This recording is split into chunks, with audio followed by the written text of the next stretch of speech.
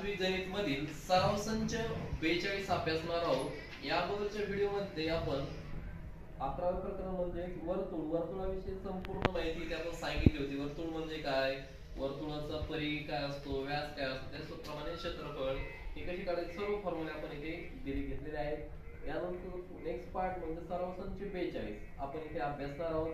पहा इयत्ता 7वी सराव संच 42 आपल्याला एक तक्ता दिलाय। पहा इयत्ता 7वी सराव संच 42 खालील सारणी पूर्ण करा। एक तक्ता आहे, या तक्त्यामध्ये किमती ज्या रिकाम्या दिसते बॉक्स तिथे आपल्याला फिलअप करायच्या। पहा सुरुवातीचा 7 सेंटीमीटर त्रिज्या दिली आणि आपल्याला विचारलंय व्यास काय। म्हणजे सूत्र घेत आपण वर्तुळाचं क्षेत्रफळ बरोबर पाय आर स्क्वेअर, वर्तुळाचा परिघ काढण्याचं सूत्र 2 आहे 2 पाय आर किंवा पाय डी।